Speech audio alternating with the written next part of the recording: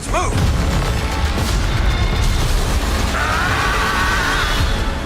The Bad Batch is back for one more season on Disney Plus, completing the sweeping, tragic story of what became of all the clones in Star Wars after the Galactic Empire arose and replaced them all with conscripted, infamously bad at aiming stormtroopers. But because that's such a huge story to tell, the opening half of Season 3 seems to be mostly focused on setting up a grand finale without tipping its hand too much about the details. Problem is, what I've seen so far of Season 3 mostly focuses on setup with little payoff. The first 8 episodes dawdle when it seems like they should be ramping up to an action-filled crescendo. One of the Bad Batch's strengths is the way it adds layers of detail to what we already know of Star Wars lore, and Season 3 does this too, sometimes at the expense of moving the story along.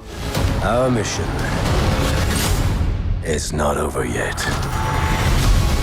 Say what you will about the Disney era of Star Wars, one thing current-day Lucasfilm has been really good at is filling out what we know about major points on the canon timeline. Consider for a moment Order 66. There was a time when all we knew about Chancellor Palpatine's secret plan to eliminate the Jedi came all from Revenge of the Sith. But now flashbacks and a handful of projects, including the Bad Batch, have given us a broader understanding of what happened when the Grand Army of the Republic's clone troopers turned on their lightsaber-wielding generals. The real value in what I've seen of the Bad Batch Season 3 is how, once again, Lucasfilm is filling in the blanks on another really important piece of Star Wars lore.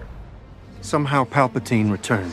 Possibly one of the lamest lines in The Rise of Skywalker, but the nuts and bolts of how the Dark Lord of the Sith rose from the dead and assumed power a second time are laid out in the Bad Batch Season 3.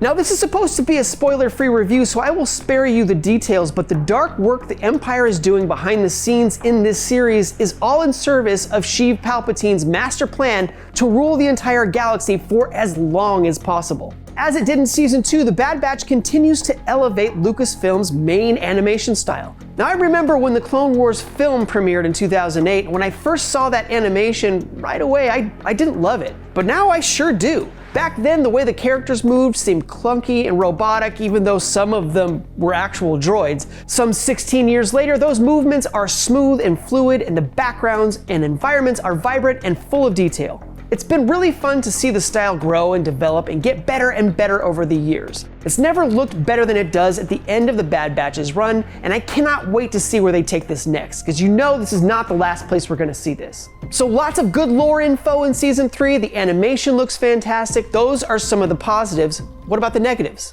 First, we have to talk about how all of this is set up. We get a lot of info about cloning and how it's being used. We get a lot of clear examples of the Empire's escalating cruelty, especially in the way that it treats the clones. We get to spend a lot more time with Crosshair, who seems to be building a relationship with Omega, all important things for world building, character development, and plot advancement. But, and I've already said this before, I'm assuming that the best of Season 3 is still yet to come. And that includes answers to all of your biggest questions about the final season and the way it's been marketed.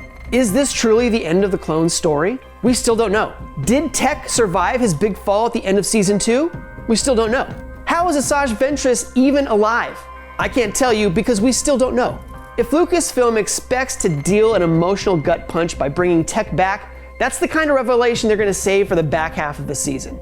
As for Ventress, Count Dooku's former apprentice and Clone Wars villain dies in the canon novel Dark Disciple, leading fans to wonder how and why she would appear in The Bad Batch at all, which takes place some years later on the timeline. She's out there somewhere, just not in the first 8 episodes, which deal mainly with Omega's captivity within the Imperial cloning project on an undisclosed planet. Now, it's during all of this that Palpatine himself pays a visit to the secret facility, and we learn that he's obsessed with replicating subjects with M-counts, which Star Wars fans will know immediately as a reference to midi-chlorians. I've been wondering, what are midi-chlorians? That'll be quite enough out of you, Skywalker. If you don't know what midi-chlorians are at this point, I don't know what to tell you, but if you have a high M-count like little Captain Genius over here, then that means you're Force sensitive.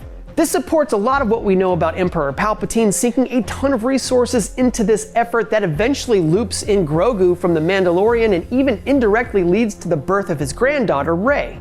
All cool connecting threads, sure, but the main story and characters seem to tread water a bit as we get through all of that. Now normally, I'm an annoying type of Star Wars fan who likes to relentlessly track the canon and obsess over details like this, but even I found the episodes to drag on a little bit as a result. At the outset of season 3, the squad is split up and in survival mode, spending several episodes just trying to reunite. The structure follows the formula established in the previous seasons. Smaller 3-episode arcs move the story along while a much larger arc plays out in the background, and the Bad Batch slowly begin to understand that their clone brothers and sisters may not have much of a place in the new Empire.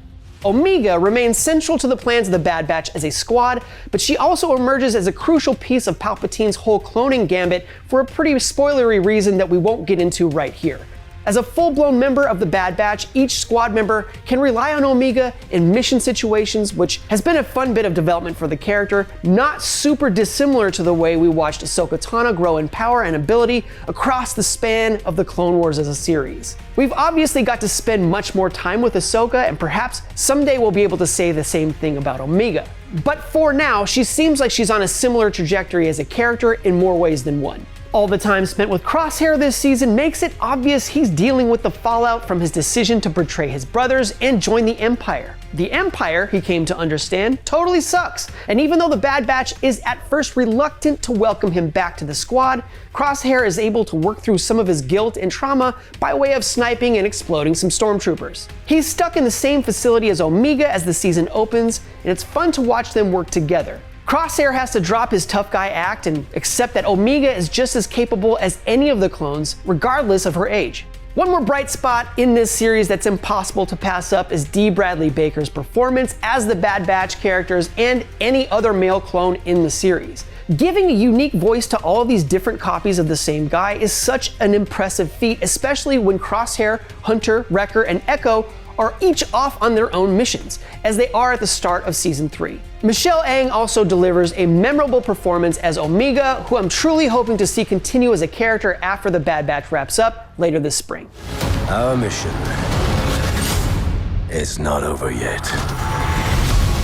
Once again, this is the verdict I'm going to give to the first 8 episodes of the season. I'm a fan of this show. I have no doubt that the second half of the season is going to be a lot of explosive, chaotic fun, full of tragic details about how the Empire wipes out the clones. That said, these episodes moved pretty slowly for what's supposed to be the show's final season. Lots of setup, lots of fun, deep-cut Star Wars lore, but the story itself treads water as important bits of mythology get disseminated. It all takes a little bit too long to get moving. The Bad Batch's formula of mercenary missions interrupted by the occasional huge monster fight still works, but needs a little more focus, especially with the end of the series just around the corner. Give us a real challenge.